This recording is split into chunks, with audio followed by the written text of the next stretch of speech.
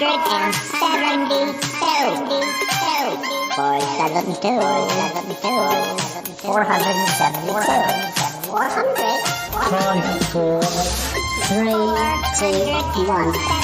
it's the Shy Life podcast. Yes, but it's a positive thing, Paul. The highlight, the Shy Life. You won't find a cast of characters like this everywhere. Hello, Paul. Delicious. This particular episode of The Shy Life is a little more abstract than usual. Oh, Okay, it looks like the hairy guy is ready to record. 3, 2, 1. Go Shy Yeti. Oh, I hope he hasn't found out my secret. I think he has. Hello and welcome to another episode of the Shy Life podcast with me, Paul the Shy Yeti. How are you doing? Oh, I'm all right. Oh, I've got Nick here. Hello. Hi, Nick. How are you doing? Oh, I'm good. Yeah, I mean, I can't believe it's the 18th of August today, and I can't believe that the summer will be over before you know it. And I just said, apart from your good self and a trip to London and a trip to Birmingham with Mrs. I haven't really seen anybody. It's been kind of a bit of a dazed summer, like one that's been hit over the head with the mallet and it's kind of recovering, because of course we only kind of got out of lockdown, so I haven't really had time to organise anything. But no, I'm okay. A bit of trouble with my leg, a bit of bursitis in my hip, but not too bad. I've probably got something similar. I don't know quite what I've got at the moment, but it's having a similar effect. But anyway, this episode, I'm here kind of, sort of to do some research on behalf of Yeti Uncle John. But I will explain what's going to happen. I think we better run the theme music and then we can get on with it. Okie dokie. Let's run that theme music. It's time for my old buddy, old pal from across the channel, across the pond, Paul Chandler, the Shy Yeti. He's not that shy. Oh, it's the Shy Life podcast. Yeah. All I wanted was a pie. And then I hatched out of an egg. Okay, bring the mic over. He's ready to record. It's the quiet ones you've got to watch, you know. Is it metaphorical? Is it deep? Is it deep? Good boy. He's not all that shy, is right. Blimey, Governor. It's the Shy Life podcast. If you thought that was bad, just listen to this. Oh, I can't wait. I can't wait for it to begin. It's the Shy Life podcast. He's positively glowing.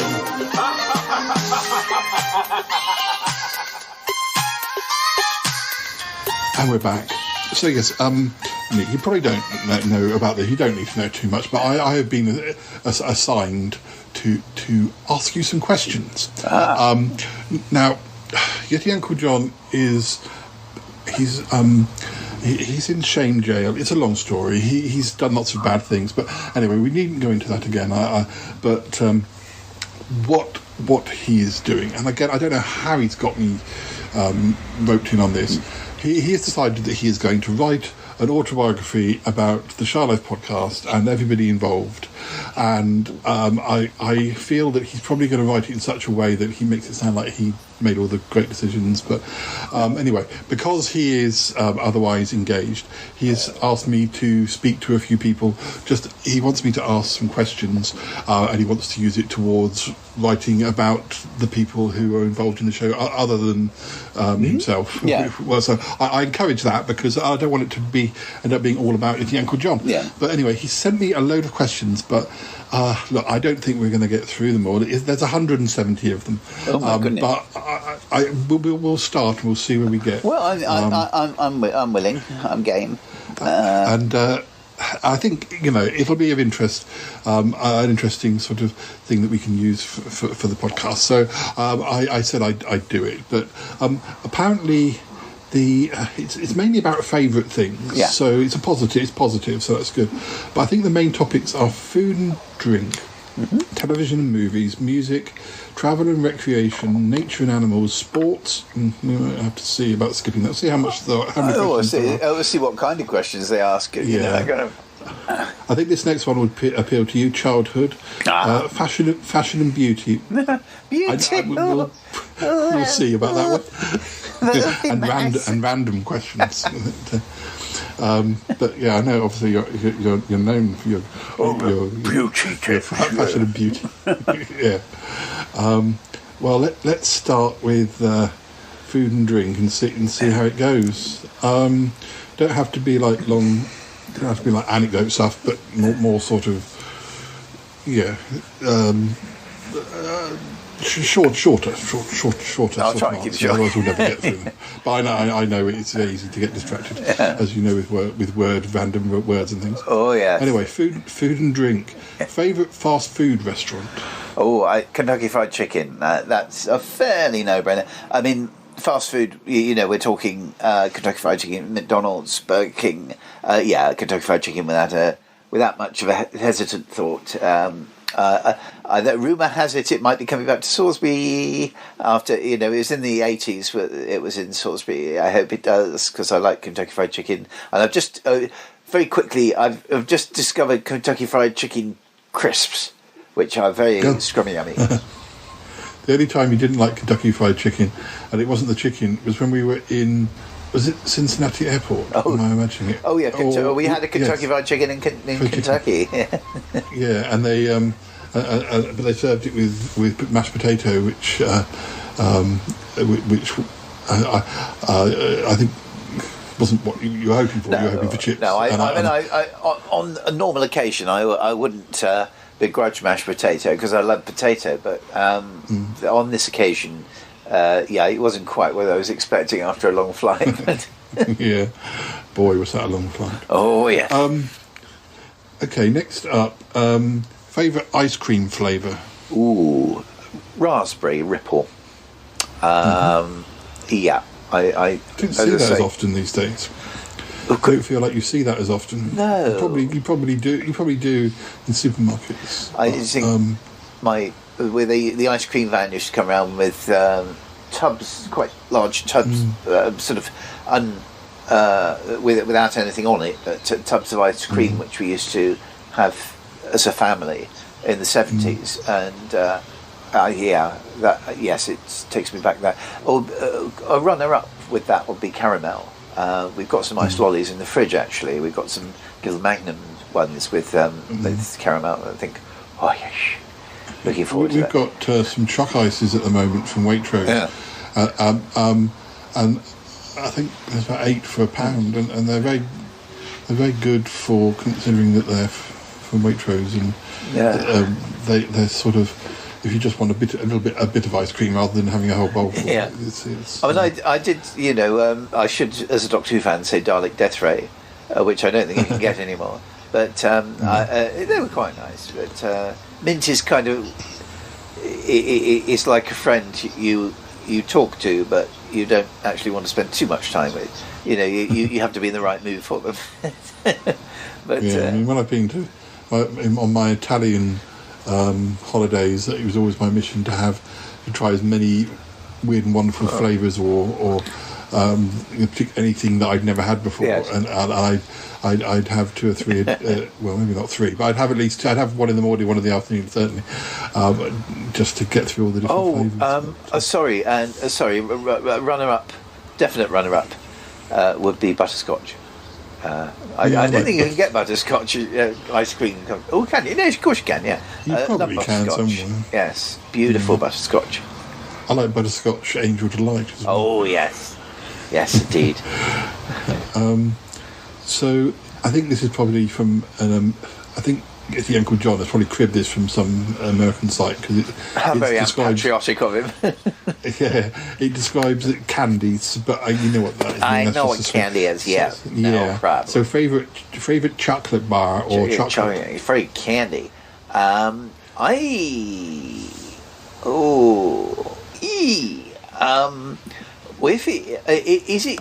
Is candy by definition chocolate? Well, there's 2 questions. He wants to know your favourite chocolate and your favourite fruit candies. So right. Yeah. You can include chocolate bars. Yes. I'm tempted to say, because the trouble is it doesn't exist anymore, and that's Toffos. I used to absolutely go to the ends of the earth to get Toffos. Failing that, ones that still exist. What's my go-to? Galaxy. I really like lovely soft chocolate. Kind of like lovely elegant chocolate. Yeah, there's something very kind of civilized about Galaxy bars. So, yes, Galaxy. And what about fruit type sweets? Fruit type sweets. I ate a lot of your collection of fruit type sweets when I was in your house last time. Indeed, yes. Fruit type sweets. It's got to be Jelly Babies. I've kind of, over the years, my taste has changed slightly. I mean, I still eat chocolate, at a moment's notice, but I've kind of got more into the fruit pastely Jelly Babies-ish, and even Dolly mixtures. That's one shouldn't mention that as a sort of 53-year-old, But I do actually really like Dolly mixtures. I do find some sweet things I don't like as much as I used to. Like I used to like white chocolate, but I find that too sweet now. But yeah, there are still things like wine gums and Jelly Babies and things that I'm quite happy to eat. Yeah. And somehow they're not sweet in the same way as some other things are sweet. It's weird. And also I've kind of mellowed to some things, like fruit nut bar. I used to think, it's fruit in it. What's the fun in that? But actually, I find it breaks up the chocolate quite nicely now. I like fruit. I've always liked fruit. Yeah, I'm not quite sure there's anything I've gone off per se. But yeah, I mean, I'm always willing to try. I'm always excited when new stuff comes out as well, like the raspberry Fry's chocolate cream or something, or orange thing. I bought some orange wagon wheels this morning. I've never heard of them. No. So I thought, yes, Probably, we both I like wagon wheels. It's probably a good reason why I'm best kept away from supermarkets, and we just because it's easier, we tend to get orders delivered here. But I'm sure if I was actually in a supermarket, there'd be things that I probably ought not have. That I was always very much distracted by. A new flavour of this or a new flavour of that. Yeah, so it's probably a good thing. Now, the next one is favourite flavour Starburst. I mean, that we do call them Starburst, but we used to call them Opal fruits. Yes, strawberry. I think strawberry. I like them all because it's a wonderful creation, and I still think of them as Opal fruits. I'm sorry if I've offended anybody there, but strawberry is the one I most look forward to. Now, the next question, I don't think we can't do, but we could choose a different chain because I don't think we have. It says favourite dish at Olive Garden. I think Olive Garden is not a restaurant we have over here. Yeah. So I don't know. Pick a restaurant and if you have a particular restaurant you like, where there's a particular dish you always have.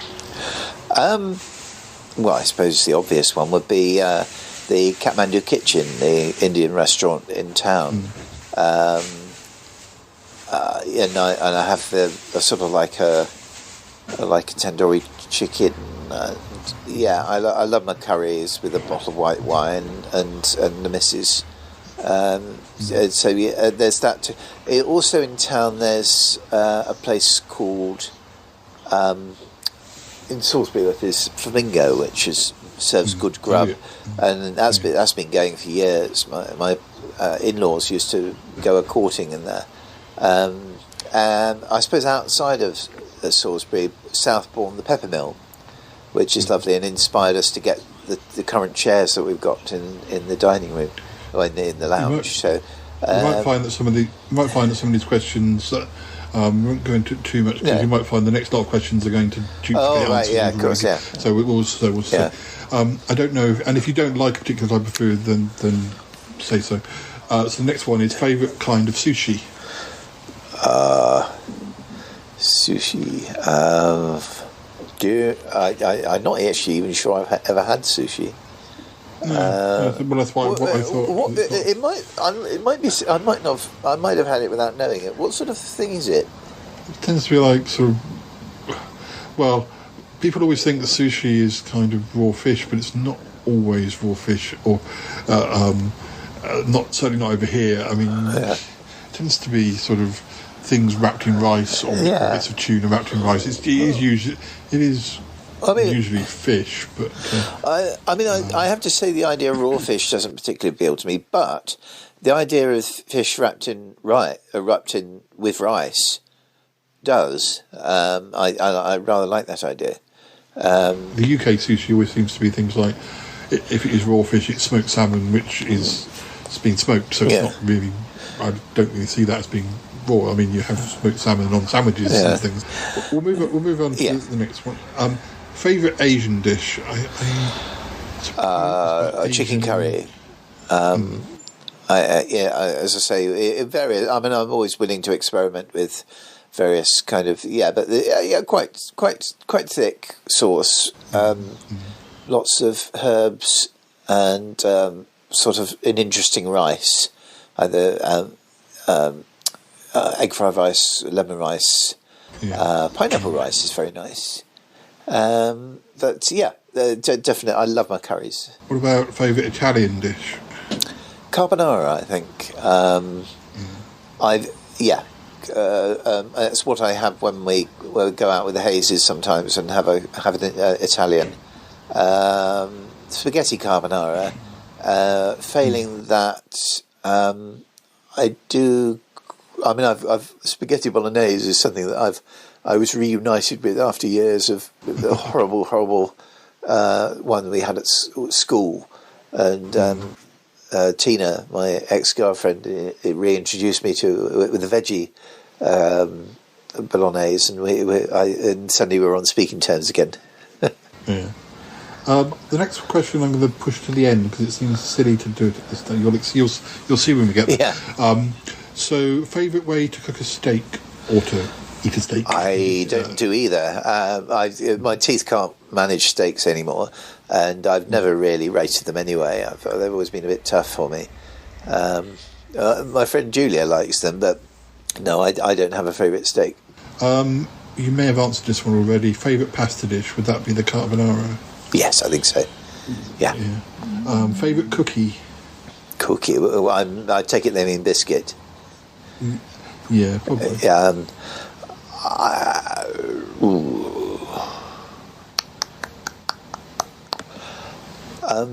the moment, it's Gold Bar.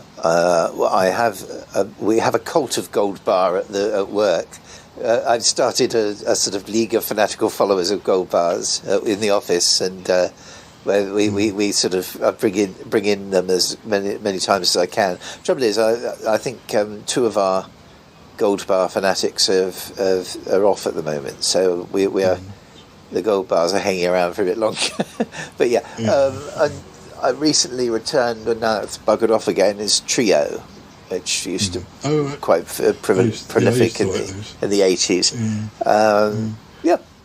Favourite place to get French fries, chips, like chain, I suppose, or if you prefer, like waterized chips? Well, it's favourite fast food French fries. Favourite French fries. But then we tend to have. I don't know if they have fish and chip. I don't know if the chip shop type chips are so popular in other countries. No, so it would be quite possible not.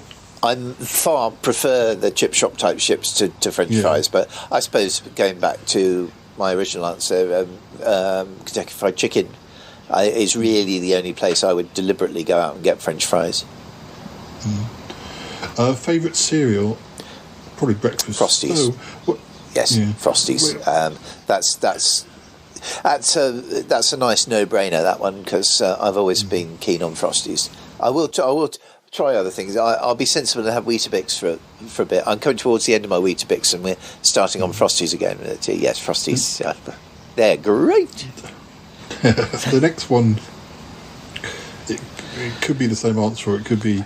I guess this could be other than cereal. Favourite breakfast food? Breakfast food. So I suppose that could be. Well, actually, yes. I mean, that you can give a different answer to that, because on Sundays we have a slightly more expanded breakfast. Boiled egg. I've actually got more into boiled eggs now over the last few years in the Shady Bower years. We sort of, where we sat down and actually had a boiled egg, and gradually I realised, I mean, I like eggs anyway, but I gradually sort of came to the realisation that actually this is a really nice thing to do regularly, and we have it every Sunday now. What about favourite pizza topping? Meat feast, because it's all gooey and meaty and yum yum yum yum yum. And I like the old. I'm not so keen on. There was a type we had recently, and I can't remember what it was, and it wasn't quite so nice. I think it margarita, and I'm not quite so keen on that. I think margarita's quite basic. I think margarita's almost like just tomato and cheese. It's a bit boring. Yeah, I find margarita a bit boring, but things like I like pepperoni ones, but I like the meat feast ones even more, because you've got. Sometimes I have to be in the right mood for pizza, and if the base is hard work, at least you've got something gooey and squeezy and sort of with the meat to get your teeth into after as part of that. But I like fluffy bases, so that might be another question. So I better. And this isn't one of the questions, but it probably needs to be asked. Pineapple on a pizza, yes or no? Yes. Okay. Well, yeah. So, yes, I like pineapples. What about talking about pineapples? What about your favourite fruit? Pear. I like pears because we used to when Mum was alive. We used to have pears and chocolate sauce a lot, which I always used to enjoy. They can be a bit of a bugger to actually eat because they're so juicy, but I think fruit should be juicy. Sometimes I like them when they've been softened a bit. Sometimes, because some pears can be really hard and some can be really nice and soft. It's a matter of getting the right ones. And sometimes you can have nice Danish pastries with maybe an apricot or a pear or. With the fruit, I like. I mean, I like the fruit juice very much. I always have fruit juice in the morning, and my favourite. I like grapefruit, but I imagine sort of eating a grapefruit is a little bit. My dad likes grapefruit for breakfast, but he was finding there was a bit of a shortage. I had to order them from Amazon via some site. I know. And he arrived. It was a big box. It's the trouble with pineapples and the coconuts, they're armour plated. I mean, it's like. In order to get great coconut juice, it's like you'd have to do like surgery into a head. It's and again, pineapples have got this armour on them. I once you've got past that bit, it's quite nice. But and raspberries and strawberries are sort of like the pretty twins of the fruit world. I think I've always had a soft spot for them. I'm probably friendlier with fruit than I am with veg, to be honest. What about favourite vegetable? Potato. Absolutely, the elephant in the room. I mean, I'll go anywhere for a potato. There's so many other veg I go. Potato in any form whatsoever. Roasties. Favourite dessert? I have to stop and think about that because we don't really have put as much as we occasionally. Ali will sort of pull something out of that. I would say trifle. I've always enjoyed trifle, and since I got together with Ali, of course, Ali, when her dad was alive, it became the sort of last word in father-in-law pudding, and since it's been gone, it's been the last word in memorial father-in-law pudding. I think trifle ticks the box. I mean, of course, dear old ice cream. Where would we be without ice cream? So, but I think trifle. Yeah, trifle. What about comfort food? What would you turn to if you were feeling a bit down? Goodness me. Comfort food. Probably jelly babies. Again, I would, yes. Jelly babies would be high up. Yes, I think so. They're good for a snack. I mean, I always eat light on a Wednesday when I'm off, and literally just before we came on air with this, I shoved out a cup of soup, a packet of crisps, and scoffed as many kind of little things from my fruity candy box as I possibly could before venturing into here.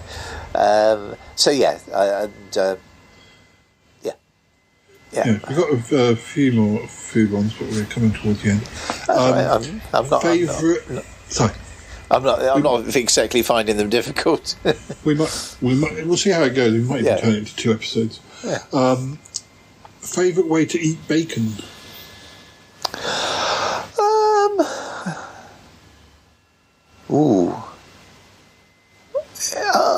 I'm tempted to say in a butty, but I think with a full English breakfast, I think.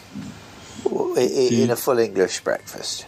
How would you prefer your bacon? Some people like it crispy, some people like it, Oh, undoubtedly crispy. Yes, I do like it crispy. So if we were going to, if we were at a buffet, what would you head for? What would be the thing that you would think? Oh, a buffet. I wonder if they have this. It depends how sort of healthy the buffet is. Imagine those ones we went to in Las Vegas. They weren't at all. Oh, there were such exotic delights in that. I mean, those things that were sort of I can't remember what they're called now. Hard little tendrils. One was chilies. That's right. One was a chili, and I think I recall I had one of those. I mean, it was a gorgeous buffet out there, and they had one where I was drinking orange maid for all afternoon because it was so hot. Which probably wasn't. I should have drunk milk or something. But yeah, a buffet. If it's an English buffet, done on the cheap, crisps. I would go for the crisps, I think. Next one, I'm not sure. I'm trying to think if there's anything a comparable thing. This is definitely too American, probably, for us. Favourite pumpkin flavoured treat? I don't think we really do use pumpkins for food too much. We might do pumpkin pie, but I don't think there's a great deal of... I don't think I've ever tasted pumpkin. I don't, because it's root vegetable and stringy. I don't like stringy veg at all. And I can't think of anything I can't think I've ever had pumpkin. No, I don't think it's popular. Whereas I think in the States it's quite popular at certain times of the year. The next question is also favourite dish at Thanksgiving. I guess we can substitute that for favourite dish at Christmas. Well, I consider myself. I've only ever, to be true to the question. I suppose a Las Vegas buffet, because it's the only time I've ever been in the frame to celebrate Thanksgiving, because we don't have it over here. So I would say a chili buffet from Vegas. Yeah. If you can give a different answer to this, what would be your favourite cake? A different answer? Well, I guess your chocolate thing wasn't a cake, was it? No. I guess any cake. Then. Got to be French fancies. My sister actually said, "Well, I want to bake a cake. What do you want?" Normally, I would say a sponge one with icing, lots of icing. But if I'm being specifically specific, French fancies I've always liked. I must admit, right back from the 70s. We should have asked this when it was when we were talking about ice cream. But do you have a favourite ice cream sundae topping? I would have to say topping. I have whenever I go to the pub, I usually have an ice cream sundae. Chocolate sauce, I think, probably. I always have the chocolate one. Chocolate sauce. Favourite thing to cook?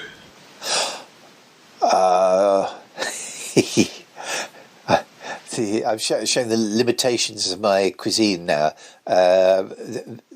Vesta beef curry. That's about the only thing I can cook. But Vesta beef curry, and occasionally I'll make a savoury mince with lots of veggie in for the both of us. But apart from that, I'm actually a crap cook. Really am. Shocking.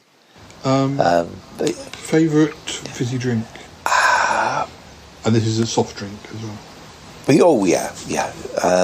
I don't like fizzy alcohol anyway much. I would say dear old Coca-Cola would have to top it, because we keep going back to it. There's, I'd be lying if I didn't say that, I think. Although I do like cream soda and cherryades occasionally. What about your favourite alcoholic drink? Wine, white wine. Although over the years I've actually grown to love all wine, apart from fizzy wine. So I like white, red, and rosé. But I have to say, usually white on a Friday night, Friday and Saturday night, red on a Sunday night, and rosé at Sunday lunchtime.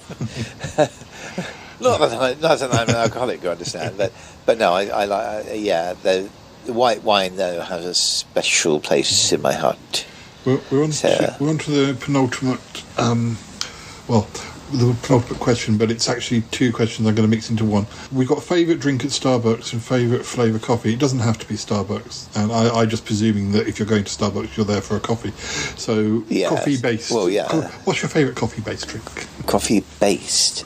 Usually Starbucks. Although we spent a lot of our time in Vegas frequenting Starbucks. I would say, what's the one with the caramel in it? Is it caramel latte or the caramel latte? Yes, I would say caramel latte. Yeah. I obviously coffee isn't. Hot chocolate isn't coffee based, but you could get that at Starbucks, so that's a valid answer as well. Yeah, I do like hot chocolate. Yeah, I'm a bit sort of. It has to be. I know there are some people who might have a caramel latte every time. I would only have a sweet coffee because I don't drink sweet coffee. I would only have a sweet coffee if I was in the same way I sometimes fancy a hot chocolate. I might fancy a sweet coffee, but I wouldn't have a hot chocolate every time I went to a coffee shop, and I wouldn't have a sweet coffee. If I was going to have a coffee, I want a coffee. I want a coffee, because the trouble is this: I find the sweet takes away all the coffee taste, and also I'm thinking, this can't be that good for me if it's the amount of sugar they put in these. I think in my case, I'm not a great fan of pure coffee, so I think sort of anything that sweetens the taste for me at least is good. But having said all that, I quite often I forget it's there, or I forget it's available, or I don't see it. So it's not something I drink regularly, but one confronted with the question and thinking about Starbucks, that's nice. Well, the last question was the one from. And I'm going to slightly change it. It's one that came halfway through. It seemed silly to do it halfway through. I'm going to change it slightly.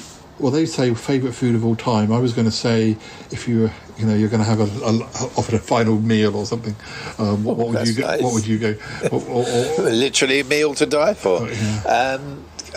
It's good. I think chicken curry. I think the fact that I am reluctant to do without one, during the week, proves. I don't know when I got into curry, because I don't remember us eating it much at all. My dad didn't like it at all. He wouldn't even have it in the house. So it's definitely something I've eaten more of since I left home. But no, and of course I used to cook up with Vesta. I think Vesta probably got me into it. Hello listeners, it's me, Cuthbert the Robot. I'm just here to give Paul and Nick a break from asking questions, whilst I share with you 3 short recordings made over the summer and into September 2021. We have a catch-up with Wifey Joe, some behind-the-scenes chat with Top P, and a brief visit to Guildford Castle with Paul and Toby and a rather tuneful Robin. Enjoy these, and when we return Paul will have more of Yeti Uncle John's questions to ask Nick. Here we go! Exclamation. Did you hear that as well? I did, yeah. It said recording in progress, and it said this meeting is being recorded, so I just need to click got it. Oh, God. It gives me the option to get it or leave the meeting, so I've got it. Stormed off. I've got it. Yeah, baby, I've got it. Yeah, baby, yeah.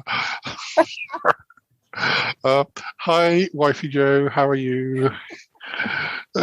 Just having a moment. Yeah. Hello, listeners. We've been chatting for ages before you came, so we hadn't been recording, and we just started the recording, obviously, as you can hear, but Zoom's quite funny the way it starts. And then we just got into giggles about it. But, yeah, sorry about that. I'm now serious. Hello. How are you doing? Yes, I'm all right. I'm enjoying the last, what could be the last Sunday of summer. From the look of it, it's lovely and sunny. Yeah. Well, it was really gloomy yesterday. I don't know if you. I think the sun came out just as the sun was about to go down.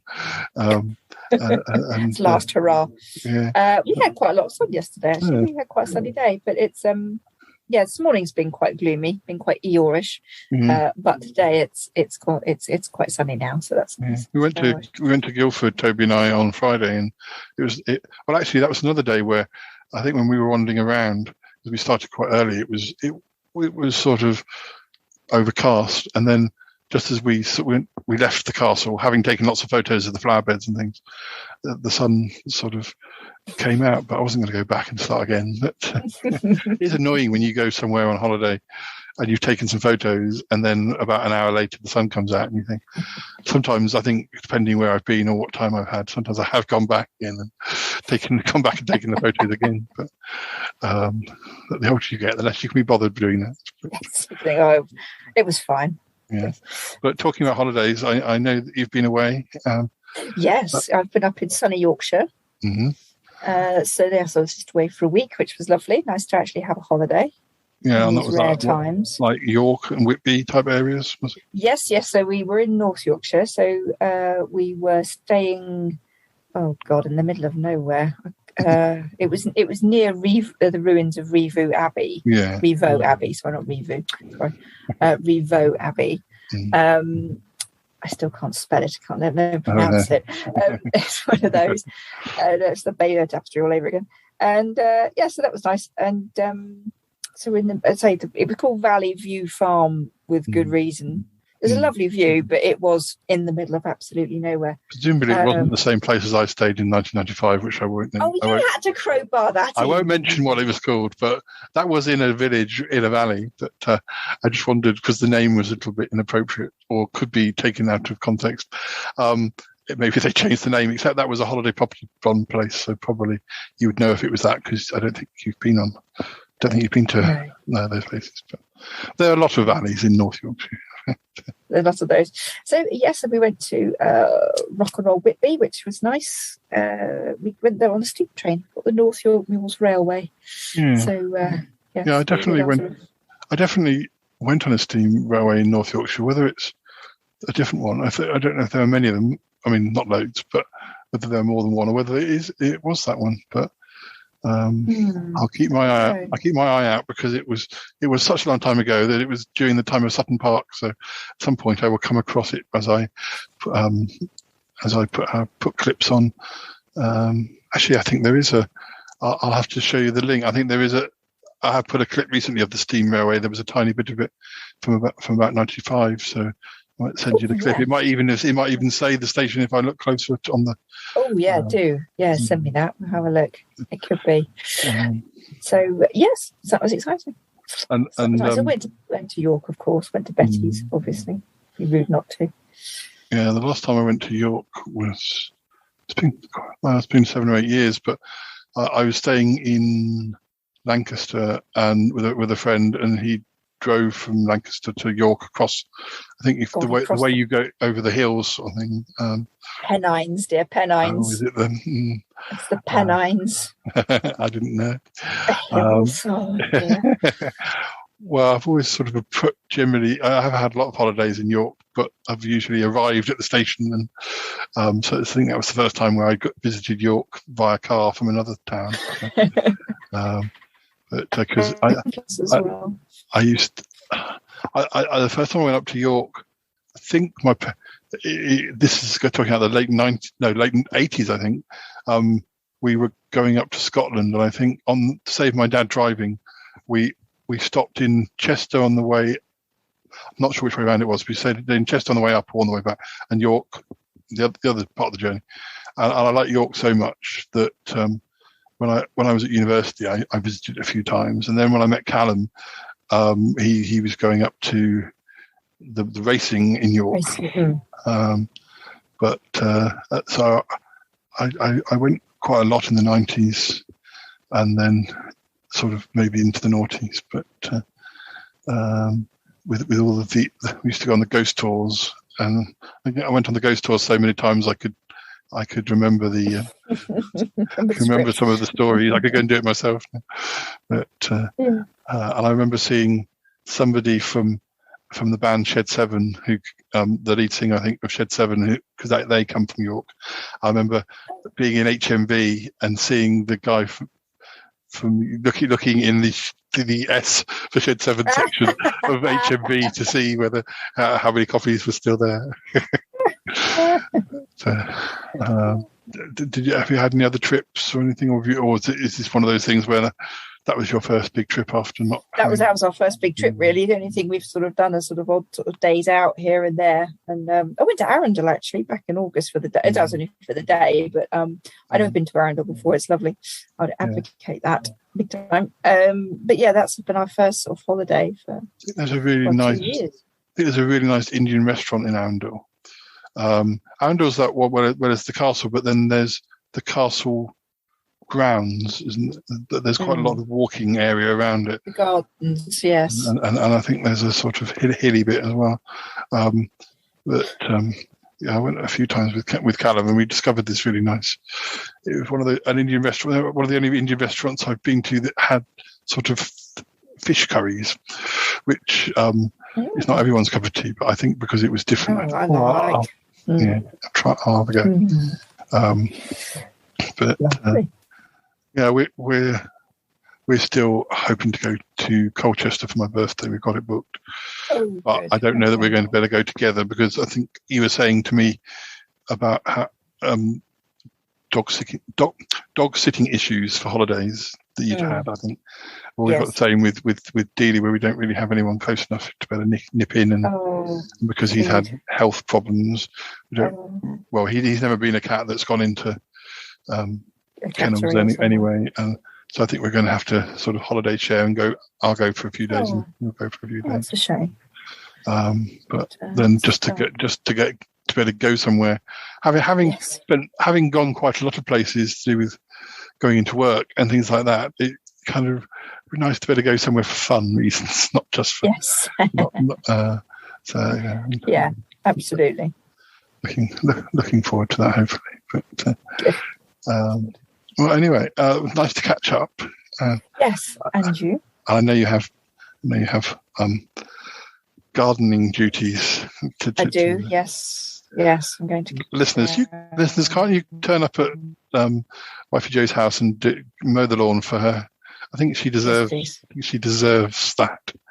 Dear, oh dear. I'll get them sorted next time. Just let me know, and I'll get them over. They'll be great. On your doorstep. But, lovely! I look forward to that. Okie dokie. Well, nice to catch up. I'll speak to you again soon. Bye for now. Cheerio. Bye. Bye. Don't go, really. I'll stop.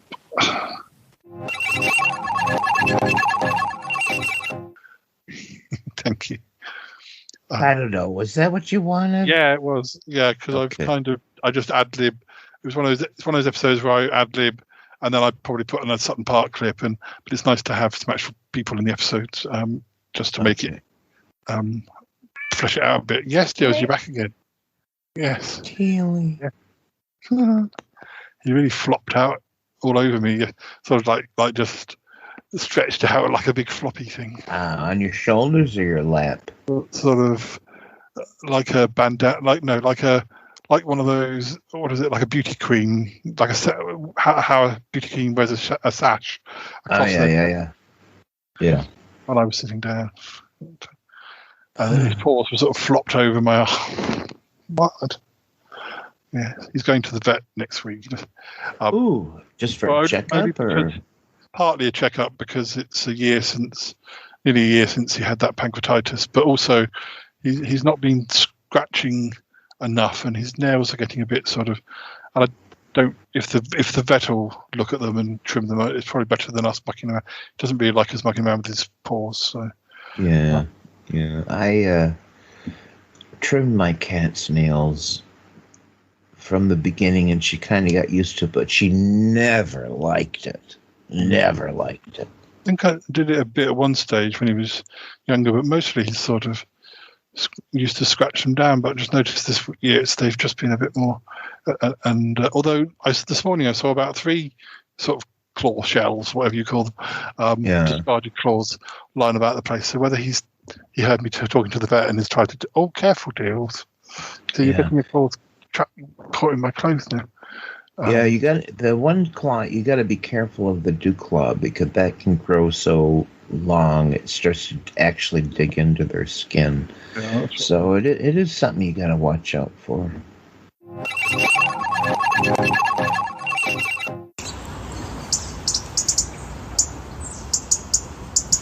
Hi listeners, I'm in Guildford.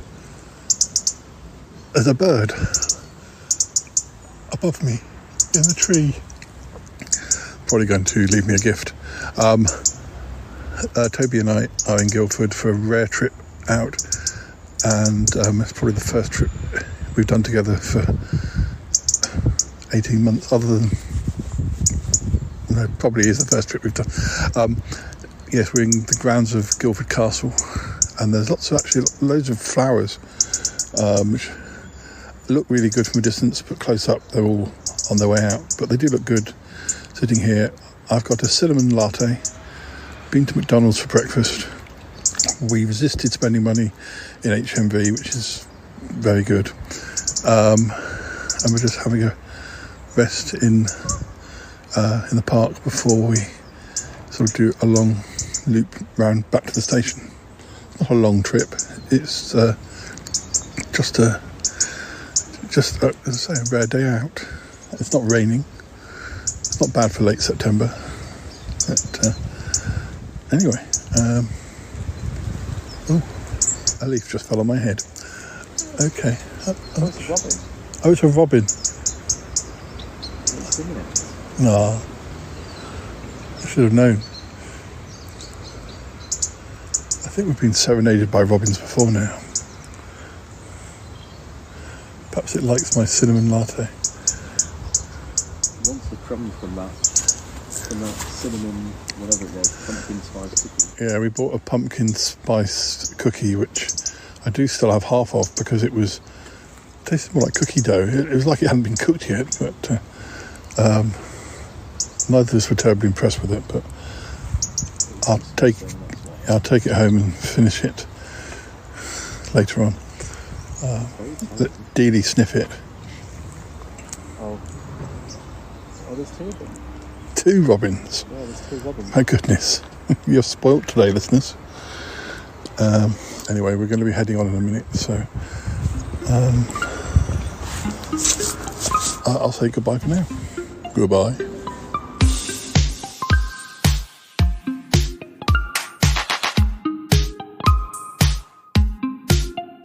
We're moving into television and movies now.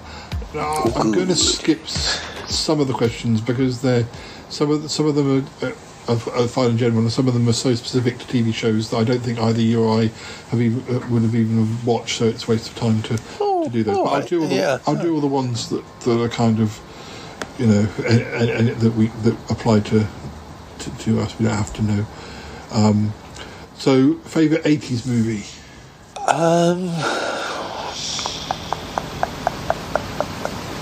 Whoa, that's quite a broad question, isn't it? Oh, my giddy aunt. Just mind racing. You often mention Time After Time. Is that 80 or was that 79? No, that's 79.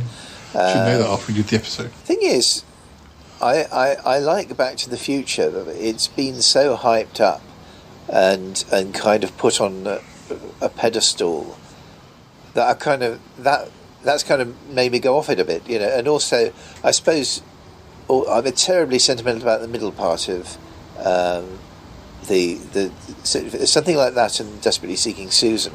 I don't think I could actually watch. I couldn't just watch on my own. Because I would be so nostalgic about that time that I would need to watch it with somebody that I used to hang out with during that time, like Matt or Fry or Keith, because I'd just be so wistful. I'm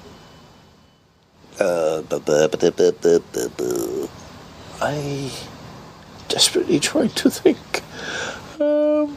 It's okay if you can't have a definite answer. You've kind of mentioned some of the ones that are very special to you, even if it's difficult to pick one film from a whole decade. Difficult to put my finger on one single one. I mean, obviously, I'm a James Bond fan, so some of the Bonds at that time.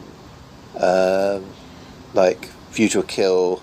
Yes, that's your answer. Oh, well, that's your answer. Well, View to a Kill. Sorry, listeners, that's one of my favourites. Even Dear Old Living Daylights actually is a really good one too. So that's a bit cheating, really, going to a defaulted Bond. But I might come back to you on that. Yes. Okay. Favourite cartoon cat. Cartoon cat. I would say Tom, because I'm a great advocate of the apparently the bully, but when you look at it, they're actually victims. Though he's trying to eat the mouse, the mouse always seems to perform grievous bodily harm on him, and. One is trying to eat the other is trying to torture the other. So I always feel desperately sorry for Tom. I even came up with a sketch which I'm hoping to write, which is sort of a skit on Beckett play where he a scenario where he eats Jerry in the first 10 seconds of the first movie. And then sort of contemplates the fact that he's just killed his career because they can't do any more movies because he's eaten him, and sort of commit suicide at the end. Tom. I mean, Sylvester, I think, and with Tweety Pie, I think, if I remember rightly, it was a little bit more of a villain, whereas Tom, I think, was just trying to keep the house in order, and of course he was being bullied by the housekeeper too. So my sympathies were with him. Deals has just turned up. You're talking. Do you know that Nick's talking about cats? Yeah. No, but you're not a cartoon, Deals. Otherwise, Nick would definitely choose you. My sympathies are usually with the inverse underdog, the one that they take the piss out of and kind of get, because it always seems to be suffering. But no bullying with cats in this house. It's the cat who does the bullying, but we love it. Yeah. But no, I think there's I think Tom comes off worse and is rather demonised, I think. So yes, Tom from Tom and Jerry. I think. About favourite TV sitcom. That's quite a no-brainer actually. Fall and Rise of Reginald Perrin. It's my favourite ever sitcom. It's a combination of Nanda Brossiter's amazing performance, a really insightful, funny script, scripts by David Nobbs, and I think it's just every stage of my life I've actually appreciated something different about it. When I was a kid, I used to laugh at the funny characters and the funny jokes, the sort of catchphrases. when I started office work, I appreciated the office jokes, and when I got to Reggie's age, and even sort of I'm now sort of nearly 10 years older than the character, I can really appreciate the frustrations of middle age and the obsessions with. Even though being happily married, you still want to be sexually desirable and have fantasies and go mad. So that frustration I can really relate to. So yes, Reggie Perrin is a work of genius. Maybe at 3 series it went on a bit too long, but it was still hilarious all the way through. Yeah, got to be Reggie. Cool. Do you have a favourite cartoon? Hong Kong Phooey, mixed, followed swiftly, I think, by Help It's the Hair Bear Bunch. I think with I don't know quite which way round the Hong Kong Phooey I always kind of was nostalgic about, and it was kind of a nice gimmicky send up of the Batman setup. But actually rewatching it a couple of years ago, I thought these episodes are punching beneath their weight, really, because you've got an interesting baddie, and then you've got some really dumb jokes with in the office where the janitor ruins all the work that the Sarge has been doing, and you think, poor old Sarge, and you kind of think this is actually uncomfortable to watch. There are certain comedy things I find uncomfortable to watch when people are suffering too much. Maybe I'm not such a bad egg after all, but whereas with Hair Bear Bunch, yes, it was. It was quite a nice thing of like Hogan's Heroes, where they're in prison, but they've got all the things that they need for civilized life, and it's so of its time. It's beautifully of its time. It's beautifully dated with the sort of live and let die hairdos, I mean, those two make me laugh still, I think. What about favourite scary movie? Ooh, by a scary movie, do you mean horror movie or horror thriller, or it could be anything that scares you, really? It could... Yes.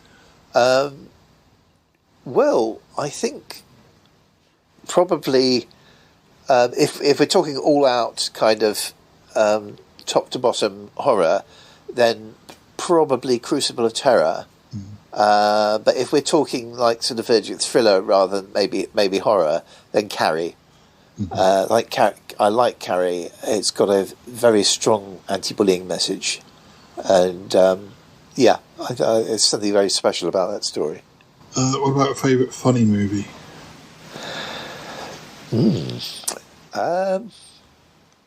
Probably a tussle between Austin Powers' International Man of Mystery, the first one, the original and best, and Casino Royale. I know Casino Royale was meant to be comedy, but it certainly ended up being that, and it's got very, very, very. We watched it. I mean, obviously you and I have, I think, watched it together, but I watched it last New Year when our friend Marilyn was over. I said, well, I'll stick on Casino Royale, because when she said, I fancy watching a Bond film, and I wasn't quite sure what she meant, whether what type she wanted. And I knew she liked sort of the funny stuff, and I stuck it on, and she loved it. Yes, I still think it's so daft. It's lovely. What about favourite? It says favourite celebrity. Who's that can cover? Celebrity? Ooh, yeah, that's a broad brush. It could also be favourite celebrity. I guess in the world of film or TV, because otherwise I don't know what we're going to get in the music section later. No, with celebrity, it's difficult to know what sort of level we're pitching here. Somebody pretty well mega famous. I tend not to like the really, really glitzy famous stars. I suppose I really like if we're talking mega big, I suppose I really like Michael Caine. So there's always been an integrity down to earthness about him. I know what you mean. I don't watch I mean, Michael Caine, he's a good example of somebody who is sort of a bit special. But when you watch a film with like Brad Pitt or Tom Cruise in, I don't see that. I can't actually. You know, I have favourites when I'm watching Neighbours, and I can't actually. Tom Cruise, Brad Pitt, so and so from Neighbours. I can't see a difference in talent. They're all. I mean, the people in Neighbours to me are just as talented as Brad Pitt or Tom Cruise. Well, I don't. I've never rated Tom Cruise as an actor anyway. I have to say, I've never seen.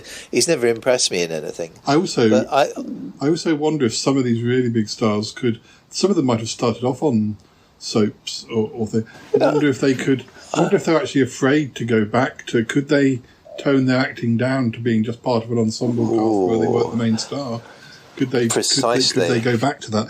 Somebody like Ian McKellen, when he was on Corrie, he fitted in.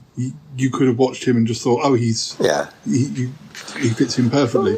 The thing is, McKellen became big when he had worked very hard as an actor and worked his way up.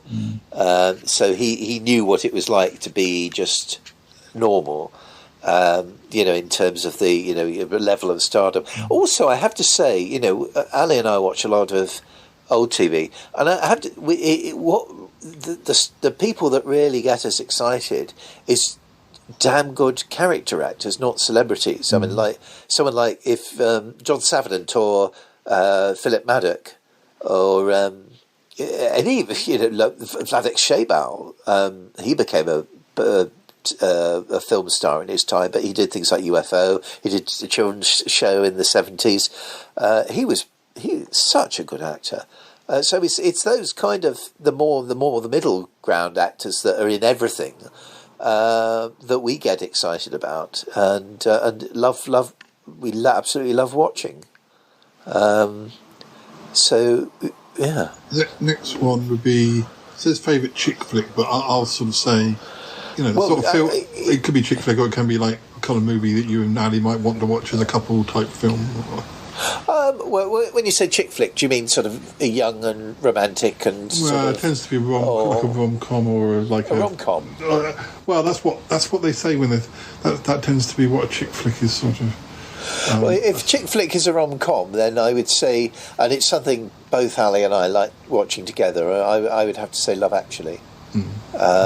Because we both love that film. It came out the year we got married. I'm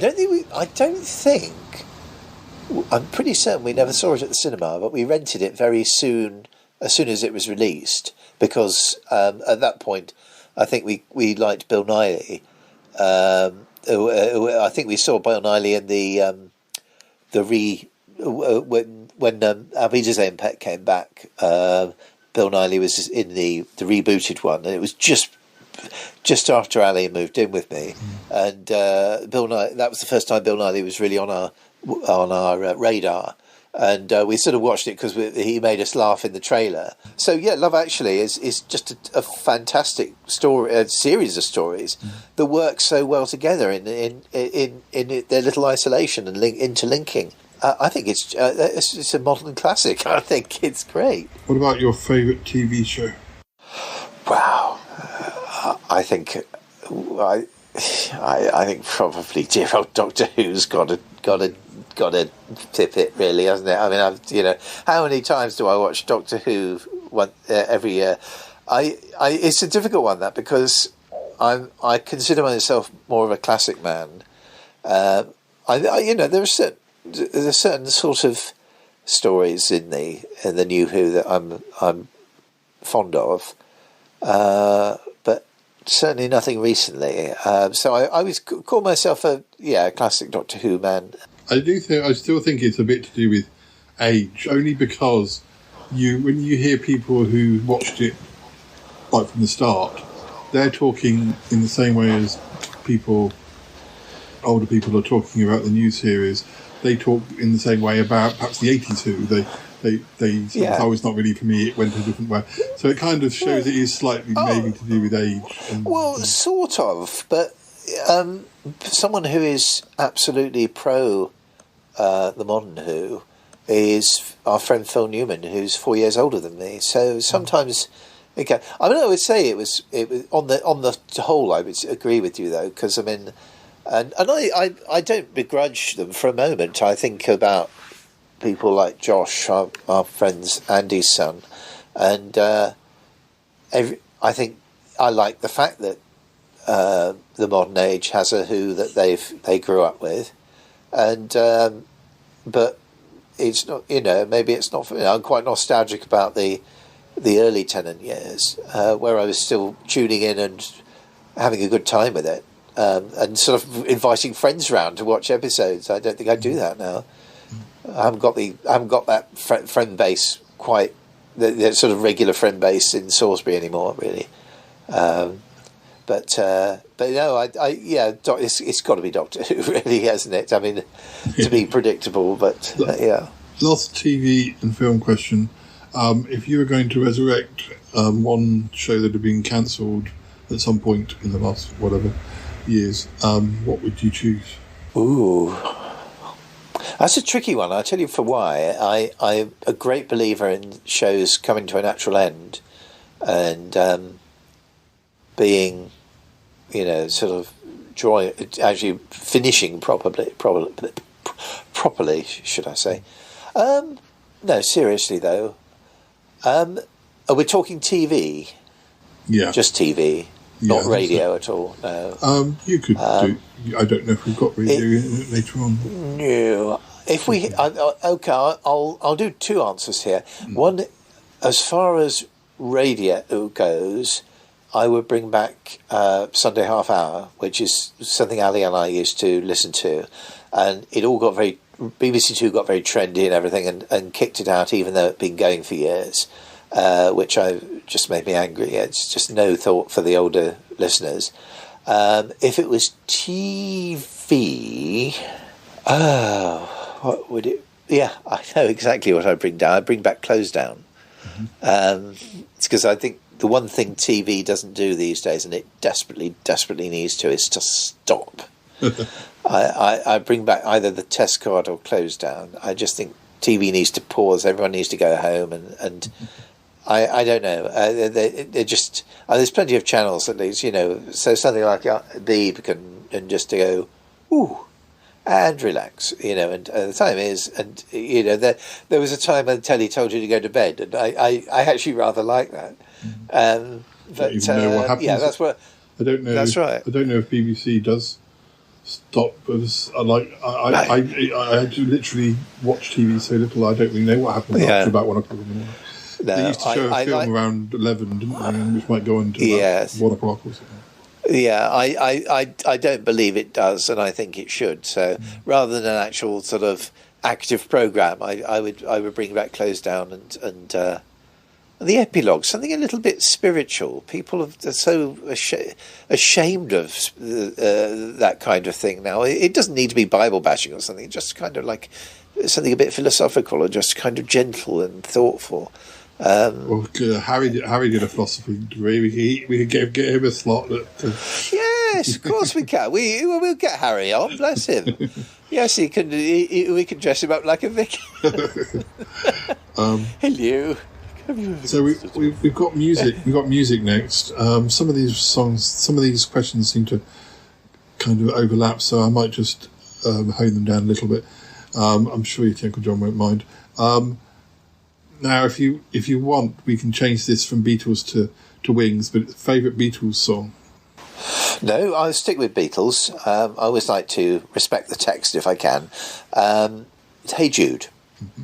I think it came out. It was in the charts when I was born, and I just like the kind of swing of it, and the fact that it's that a repetitive bit is at the end is actually really rather good. So hey Jude, you can almost it's almost like you're in a van going like kind of rocking away in a van.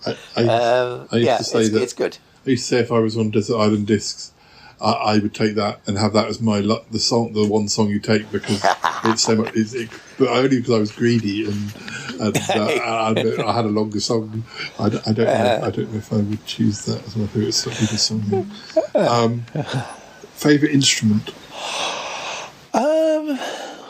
Favourite instrument? I would say the harp makes such a beautiful sound, but it isn't necessarily part of a piece of music I might like. Organ, I think, maybe. I mean, if that can be classed as a musical instrument, I think it must too, because it's an instrument that produces music. So organ. A good old-fashioned organ. Favourite band or music artist? Ooh, this is a bit tricky because I've never really felt a singular allegiance to a single group. I mean, it's a bit popularist, but I've been tempted to say ABBA. Phoebe and I approve. Phoebe's nodding. Because they're just, insofar as they're just so consistently good. But failing that, they're Carpenters. I really like the Carpenters. Those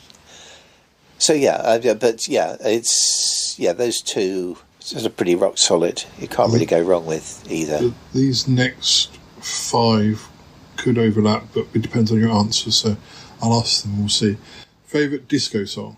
Disco. I do like my disco. Well, I'm going to say it because I feel it's a bit been underrated. I know you like it too, and that is Automatic Lover. It's just a great. It's got a good beat, as they used to say, but it's actually such an underrated and the other underrated one. I'm being greedy as usual. Is Hello, This Is Joni, which has got a real funky disco beat, and again, that hardly ever gets played. But I think I've requested it a few times on Keith's show and just to get it played. So, but yeah, there's 2 very, very underrated songs there. The best thing for me about 2020 was the resurgence of disco. You had all sorts of pop acts doing disco albums. Kylie did a really good disco album. And a few other people. It was, but sort of. Is life in disco yet? I'm trying to do new things. I much approve. Yeah. Okay, favourite 80s song? There's just so much beautiful music in the 80s. But I've got to say, because it's going to be at my funeral, I would have to say I Just Died in Your Arms Tonight by the Cutting Crew. There's something magical about that song. So good. And I just reminds me of my 18th birthday and that yearning of wanting to be loved and noticed, and that was very much me at 17, 18, and that would be my last hollow to my youth, I think. What about favourite cover version of a I would again. That comes to me quite easily because I think "Don't Leave Me This Way" by the Communards. That version for me is, without a single doubt, far superior to any previous one. There is something that the Communards do with that which is absolutely brilliant, and just got so much energy and so much oomph and so much attitude. I just love it, and I just get a warm fuzzy feeling every time I hear it. I just love it. Love it, love it, love it. This next one could apply to the song you chose for disco. Favourite one-hit wonder. One-hit wonder. You don't have to choose the same one. You can I will choose a different one just to be different. One-hit wonder. I'm going to say, because you never heard of her again, but I have to say, what was her name? Sandwich. That Sandwich woman, Judy Sandwich or whatever, who did Naughty, Naughty, Naughty. Oh. That was just such a silly song, and I'm sorry that she didn't come back with an even sillier one. We talked about that on one of our music episodes. I think I even sneaked a little clip in. It's just so. I was just kind of. It's just like, if you're going to trace gloriously me, daft. If that woman's going to trace me down and sue me over using a tiny clip, then I think that's quite a good bet that nobody's even going to remember that one. Come and get me, Mrs. Sandwich, or whatever your name is. Or Sally, that's right. Yeah. You should be glad of the exposure. You should be glad of the attention. No, I think it's a lovely little whimsical song, and because Keith, I think, played it because he always chooses a bad song to send to oblivion. And I think I did actually choose it, and they did get sent to oblivion. But he knows I like it, so he teases me quite a lot with it. Yeah, Tim used to do that on the radio when I used to do the hospital radio with him. He'd do like a jukebox, 3 bad songs, and sometimes I'd be like, "What's wrong with any of those? I like all of those." Yeah, they're brilliant, aren't they? Yes, I do tend to like rather. Because supposedly naff songs. Which is actually the last music question: is favourite song you're embarrassed to like, or you love to like? Embarrassed to like? Well, I think the previous answer was notwithstanding. The other thing is, again, Keith sometimes taunts me with this on there. 7 Tears by the Goomble Dance Band. I like that too.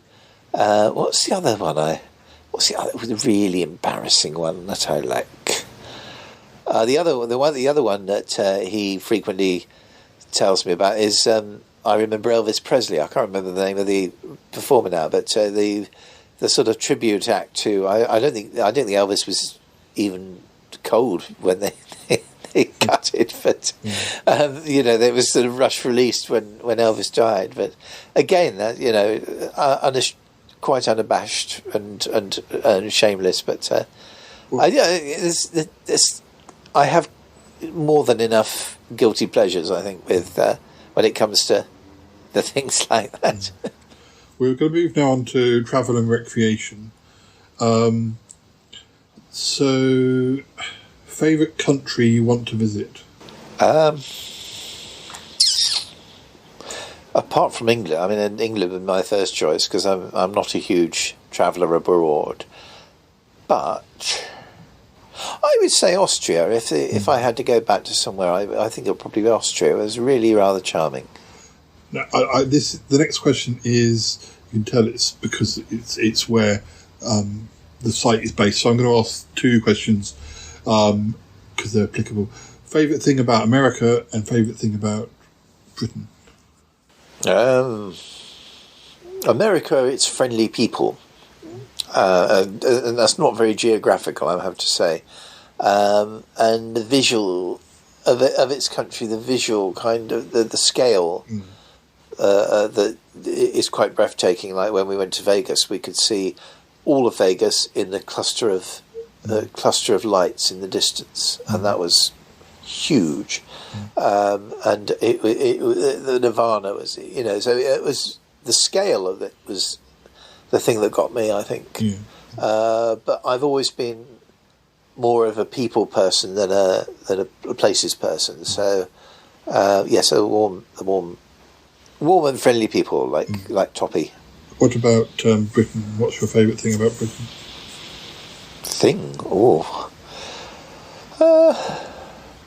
The weather. I think I like the fact that it's raining and dreary sometimes because I like the cool weather. Today, like for example, it's cloudy and then there's little odd spits of rain, and quite refreshing. I'm not a huge sun lover.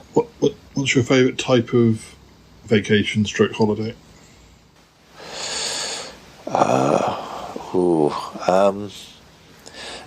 Well, I suppose if it means going away, probably a working one. If I was, for example, we don't have this all the time, but if we were going away to film something, like we did with Retaliators, I like to do something functional when we're on holiday. It's like when we did Glasspool. I like to have a project on the go on holiday. I'd like doing. It doesn't always work that way, but obviously, when I was doing Sutton Park, I'd always work holidays into. And I always used to, if you were going overseas, in my head I'd be thinking, I'm doing Sutton Park in Paris, or I'm going away to film in Lanzarote. This is just like what Doctor Who used. And, but when I was a child, I was actually quite dictatorial about, sort of, right, we're going to do this that day and that day and that day. My enthusiasm ran away with me, and I kind of ignored the democratic process, if you like. But something like making a film is ideal because it's exciting thing to do.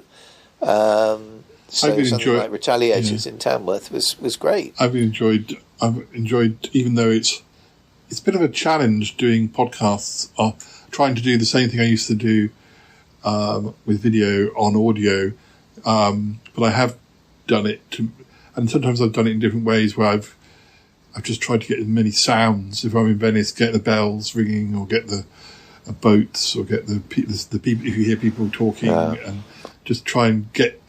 Or you have to think of a totally different way of doing it.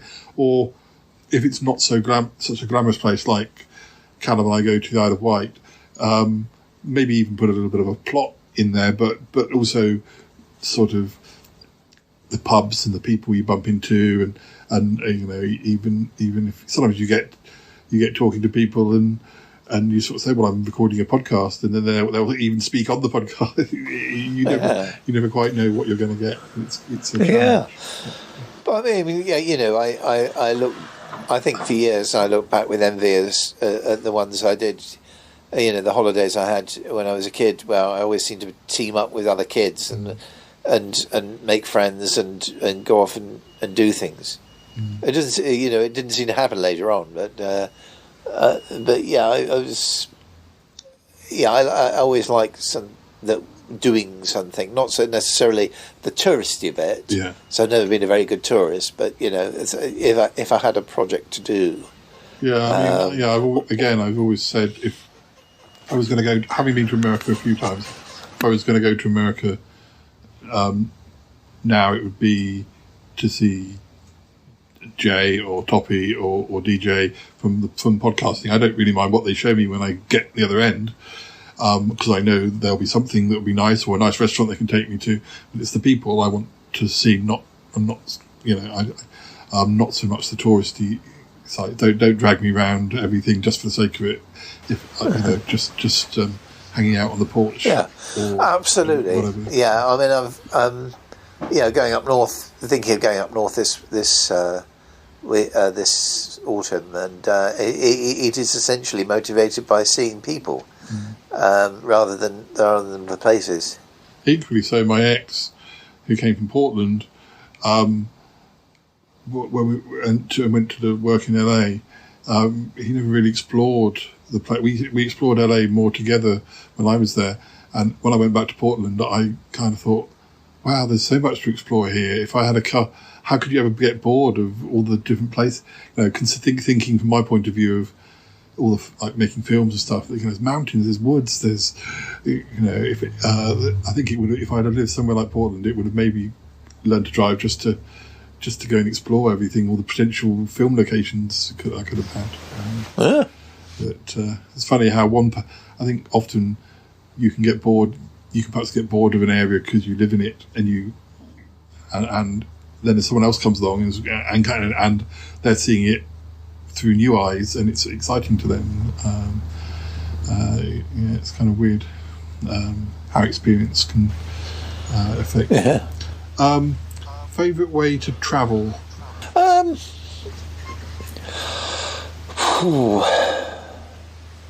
I would actually say, I mean, obviously this is no good from getting yourself to a point A to point B. I would say by foot, because trains are good, but they can go on too long. Planes are good, but they can go on too long. Cars are good, but you get cabin fever or something like that. Whereas you can always stop, and you're always out in the open with walking. Yeah, I would have to say. Yeah. Maybe I did too much walking when I was young. That's why I've had walking problems more recently. I did far more walking than I was meant to do back in my 20s and 30s. Maybe it's catching up with me as well now because of the problems I've got. Do you have a favourite beach? Southbourne.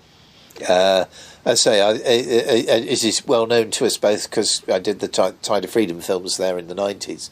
But even before then, in the 70s, I fell in love with it back in 74 when we went on holiday there. And it's got a magic for me, and it's all remained unspoilt. And so has the surrounding area. There's a question from a bit later on in this list, which I might as well put now. So when you're at your favourite beach, what's your favourite thing to do at the beach? Well, chill out, I think. We used to do a lot more of this kind of thing when we were first married, because we had the car then. We used to take off to the beach on a Friday night and just chill out. Little paddle in the sea, little walk across the beach. Whenever we mention it now, we get quite wistful because Ali can't drive anymore. So yeah, I mean, I still would say it's feasible, but she's kind of no, it won't work now. But which I think is sad. I don't go to the beach as much as I like. Would Southbourne? There's a question here. Favourite place to go with your family or with your partner? Would that be Southbourne as well, or somewhere else? Southbourne would be amongst them. Yes. The other place would be Scotland because Ali loves Scotland so much, and that's been a big part of our married life. Yeah, I think those two places. And Cambridge, actually. Cambridge has always been a bit of a mecca for us. We had a holiday there where we did exactly what we were talking about earlier, having a exactly. project.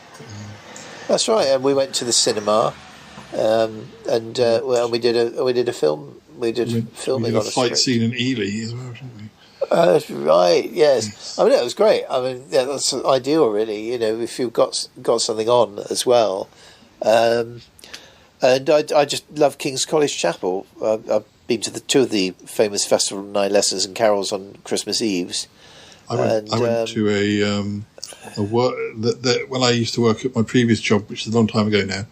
They used to have a conference, and I didn't get to go. I think I was there for 2 or 3 of the conferences. I mean, worked in the company anyway, and you didn't get to go.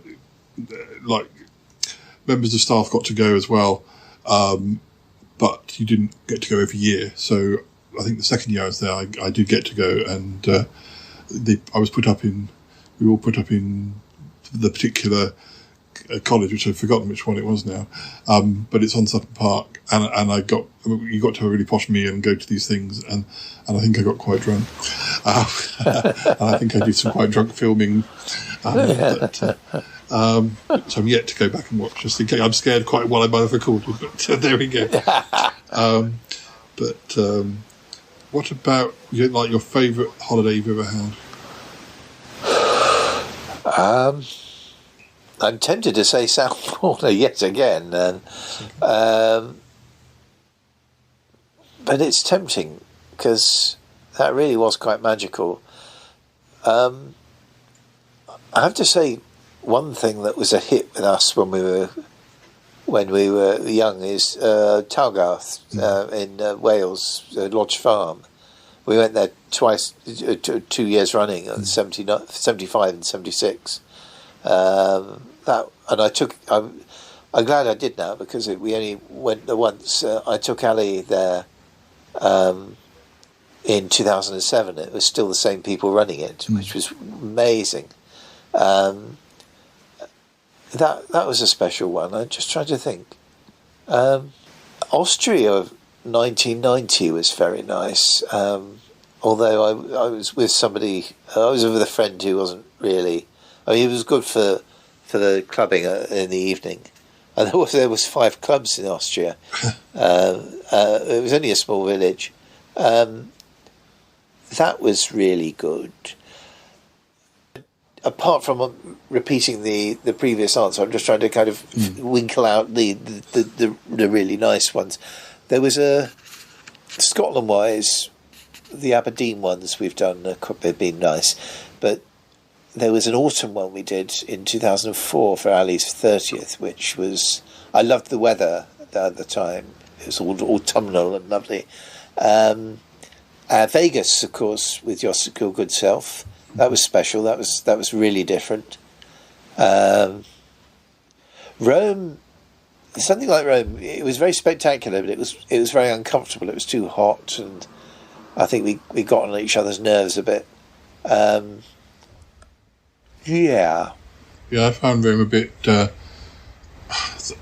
Our hotel was not really a hotel that you were meant to approach by foot. We later realised it was down a road which had no pavement. I think they were just used to having people drive up to it.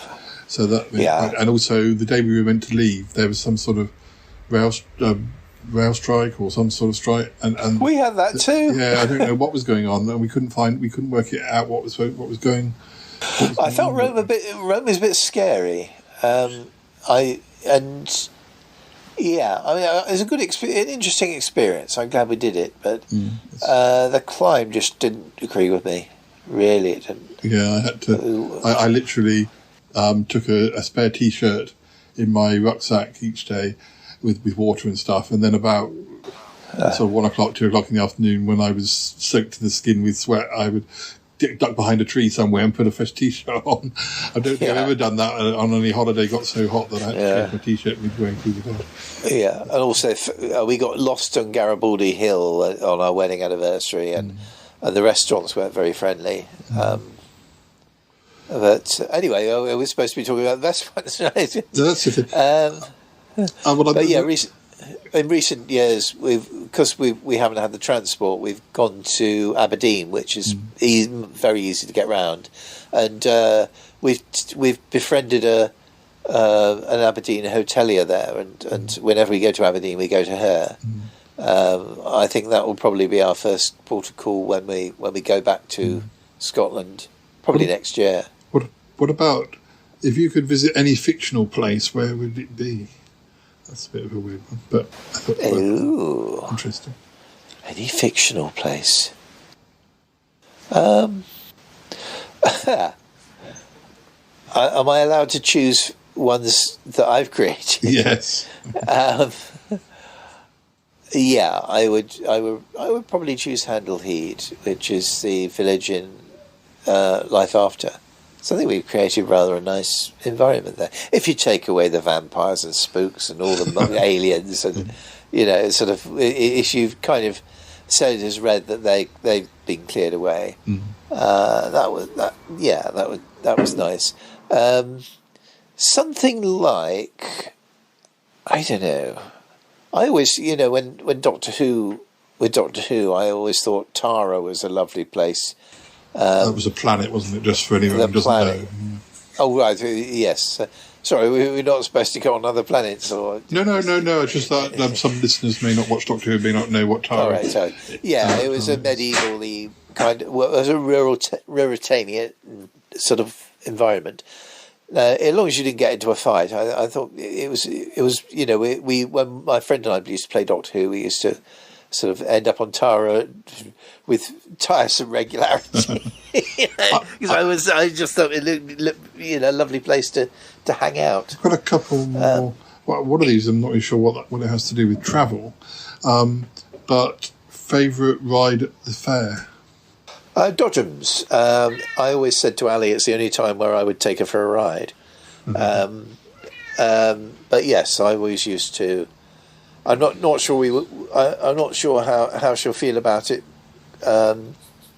this year, but when hopefully, please God, it comes back to Salisbury. But I feel there's more skill involved in the Dodgems, and it's the only time I'll get behind a driving seat. And you get more for your money.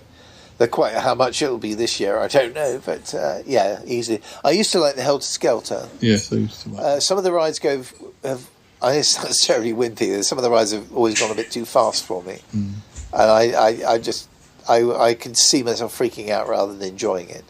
I did have a phase in the mid-noughties, around the time Doctor Who came back, where I had some friends who were really into theme parks, and I did go with them, but my heart wasn't really in it, and also being a bigger guy, some of the road in America, I think they're a bit more accommodating for someone who's a bit bigger, but they could there were things that were just wasn't very pleasant. Some of the rides. I think. No, this is it. So I've never really considered, being held upside down at high speed to be a particularly pleasurable thing. So I've always avoided those sort of. I don't mind doing the targets with the gun and stuff like that. I have a soft spot for the fair, but yeah, Dodgem's my outright favourite. The last question about travel is favourite thing about travelling. Getting home. I'm not a huge tourist. I even more so as I got older. But yes, nothing quite beats coming home. I don't think I felt that quite so much when I was a kid. But yes, I like my home. Well, Nick, I told you we were never going to do all 170, but we've done quite a few of these questions. And do you know how many we've done? I'm afraid I don't, because they've not numbered them. But what I thought we could do is I'll ask you a few more as we sort of depart the episode. And I was thinking that in the same way as we've done sort of shorter chats about Looking magazines, little sort of 20-minute thing. Yeah. I was thinking that maybe we'd record some more questions, and that we'll sort of scatter them amongst our forthcoming episodes. Yes, absolutely.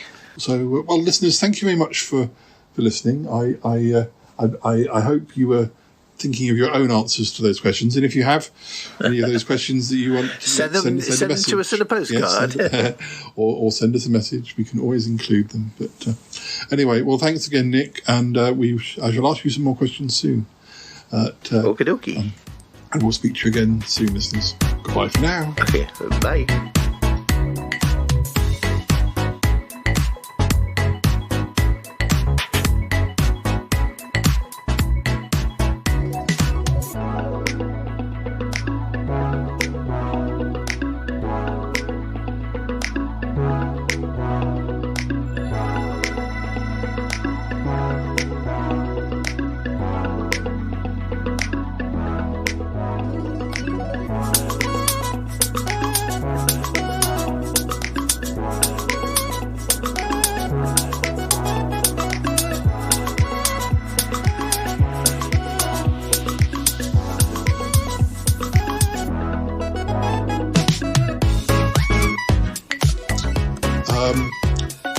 So Nick, I'm going to ask you a few more questions before the end of the episode. Do you have a favourite dinosaur? I find it difficult to remember the names. Dinosaur. I think it's Thesaurus. I find this. Dinosaurs can be dramatically quite useful, but I find this whole cultural obsession with them a little ludicrous. And I mean, I do wonder whether creatures in several million years' time will make films about us and carry. Perfect example here. I was having coffee with a friend a couple of years ago. I looked out the window. There was a kid holding on to this toy dinosaur, and I thought, will creatures many millions of years in time holding cuddly toys of us? I doubt it. It's a little bit. Aren't there enough creatures in the world that we have to kind of resurrect dead things? Maybe I'm just being terribly unromantic, but in answer to your question, I don't know. I suppose Stegosaurus, because it's not going to eat you. They're vegetarians, according to the Invasion of Dinosaurs. So. Yeah. What about favourite animal? Cat. Yeah. I don't think there's much competition with that. I think the deer Moglet, can't beat them. Favourite flower? I've always been quite fond of tulips, but honeysuckle, even though it's poisonous, is beautiful. You probably wouldn't want it too much in the house because it might be a bit dodgy. Or is it hollyhocks that's poisonous? Those are two really nice. What's the one that really gives out the fragrance? Yes, I think some. Yeah. What about favourite thing about a rainy day? Being cosily indoors and doing things and wrapped up. Or it depends what sort of a rainy day. If it's absolutely throwing it down, then being indoors and watching it.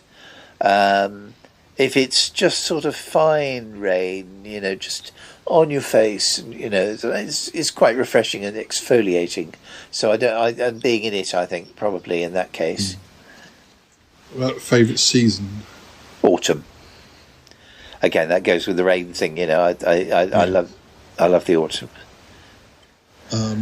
One last one. Favourite wild animal you'd like as a pet? Well, wild animal. This is sort of really going back to my childhood here, but kangaroo, either a kangaroo, because I think they're quite just whimsical, or a seahorse. So again, they're gentle little, they're so gracious to watch. And again, I always wanted a seahorse when I was a kid.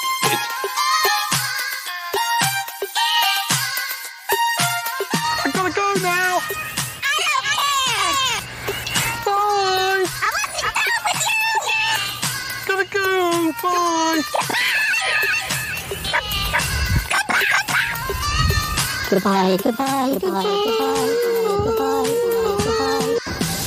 This show is part of the Pride 48 network. Find more shows over at pride48.com. Oh dear, what's going on now? Oh, it's the Shy Life Podcast. Let's go. I have a voice. I have a voice. You have a voice. You have a voice. We have a voice. We have a voice. Unique voices in podcasting. UnivazPods.net.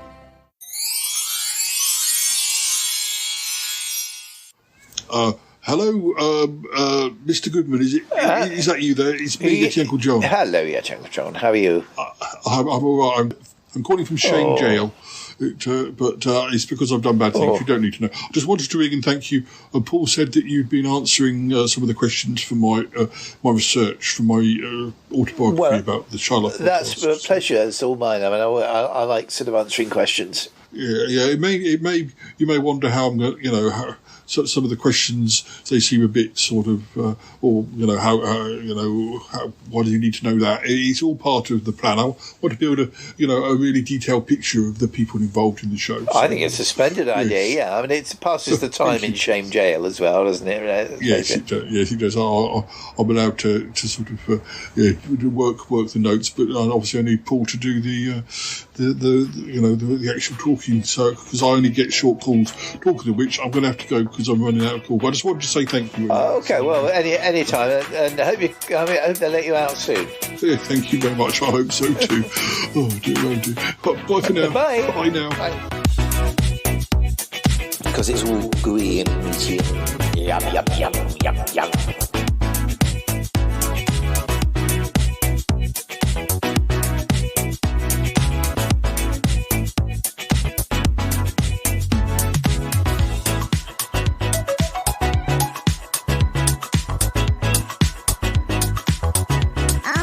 Is this show over with yet? Dealy! Hi, Dealy. Go, kitty, kitty, Dealy. Purr, purr, kitty, kitty, kitty. Oh, I love Dealy.